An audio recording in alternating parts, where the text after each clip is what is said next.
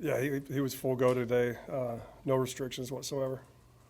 Tommy Hill got a lot of snaps at wide receiver last week. What do you like about what he brings to the offense? It's just the element of speed. We're still trying to figure out how to get the ball to a lot of people. It doesn't have to always just be a big shot, a shot play for him. Like we can throw him intermediate balls, catch and run types of balls. So I think he's in the process of transitioning into receiver play, and we're in the process of trying to figure out, the best ways to get him the ball and get him in space because he's very athletic and can actually, run very well. Okay, Heinrich is full go. What about Sims? Had a good practice today. They're both, splitting time, splitting reps. We're taking it day by day just to see, at the end of the week where we are, from a health standpoint, from a football standpoint. But Jeff keeps getting stronger and stronger. He's not 100% yet by any means, but he's out there practicing. Is it helpful? I mean, is it helpful to you that they're, I won't say the same guy, you don't have to change much in the offense? Yeah, it is. I mean, because they're both, can run the football, throw the football. So it's been a smooth transition. A little bit more physical run game with Heinrich than with Jeff, but other than that, it's relatively the same. Is that number 2 running back spot, does Emmett kind of have a lock on that, or is Quentin still in contention to maybe get some reps in one of these games? I wouldn't say anyone has a lock on any position. That's coach speak. I understand that, but we want guys to compete every day. I think it's by committee. I think Emmett's obviously got more experience at the running back position, but Josh Fleeks just keeps coming on. I just got to put him in the game and let him go. Transitioning from receiver to running back in the Big Ten, it's not an easy task, but he's had 2 really good weeks, and just watching him today, had a really good day today. He's locked in, he's focused, and he's committed to playing running back.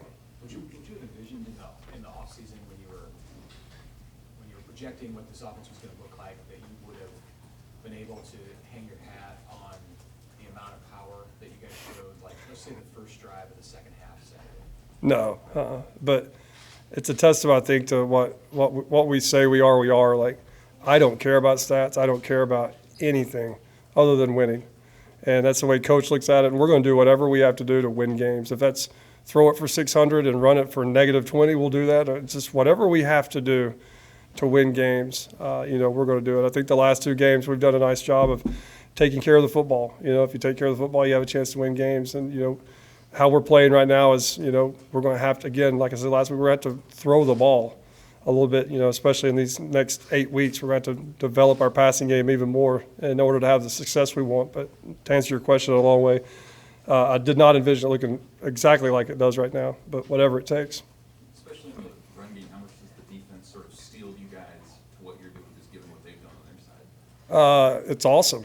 I mean, I think having a great defense like we have allows us to kind of find our way, and not find our way in a bad way, but like we don't have to go out there and, you've been places where 3 possessions in and you're down 14-0, and now all of a sudden you're pressing and doing weird stuff with our defense. It's like maybe it's a bad thing. They allow us to just kind of relax and kind of fit our groove, and if we go out 3 and out once or twice, we don't panic because we know we're going to get the ball back.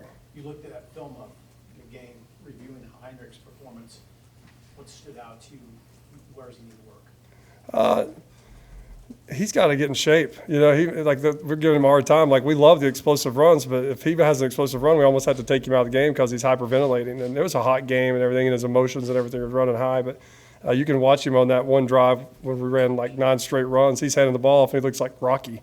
In the 8th round, he's like about to fall over. So he's got to just get in shape. The kid's so tough and super competitive, and he would do anything in the world just to have success on one play at a time, So it's cool to watch him play and watch him grow. You mentioned Fleeks doing some running back. Does he have a pretty good history with that? It started out just putting him in there just to, because we only have 2 or 3, and, he's not getting a ton of reps at wide out, and he's a bigger body, so just letting him catch some balls and stuff. And he sneaks in there every once in a while and carries one, and today looked pretty dang good. So maybe we can grow that role. So he went there after the injuries? Mm-hmm. Okay. Yeah. What's the extent of exposure that you've had to the option before the last few weeks? Ron Brown. Yeah? Yeah.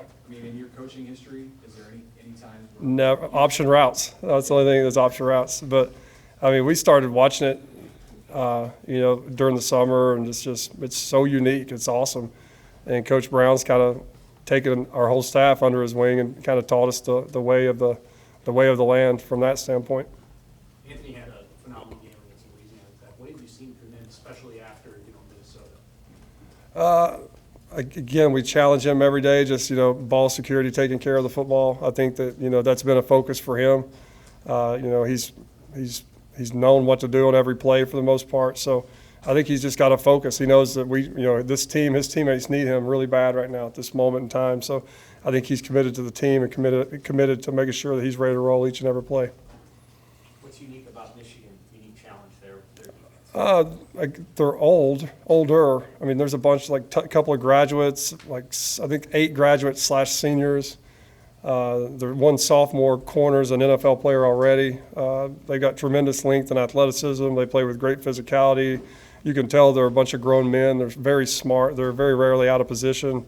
They play with great pad level. They tackle very well. They play on the ball very well. I mean, there's a reason they're the top defense in the country, and it shows. And it's going to be a huge test for us, come Saturday. But they're a really good defense. How comparable are they to, say, Georgia from last year or some of the defenses you faced? The Philadelphia Eagles, I had to play that one that had 2 years ago. Very comparable, especially up front, like the front seven, just the length that they play with. They shrink the box with their size, and they play off blocks. I mean, their technique just in the run game of playing behind blocks and off blocks and using their hands is, you can tell they're coached up very, very, very well. And what kind of growth have you seen from your offensive line, particularly just as run blockers, and what they've been able to do the last few weeks? I think in today's world, you don't get to play offensive line where you're with a team who's under center and handing the ball off as much as we do from under center and getting downhill runs. I think that helps those guys and gives them an edge of getting downhill a little bit more than some guys that are in spread offenses are playing more laterally. We're playing downhill, so I think that's helped those guys. They just keep grinding every week. We all know our deficiencies as coaches and players, and they attack their deficiencies and fix them one at a time each day. So. Coach's mantra of 1% better, that's kind of how they live.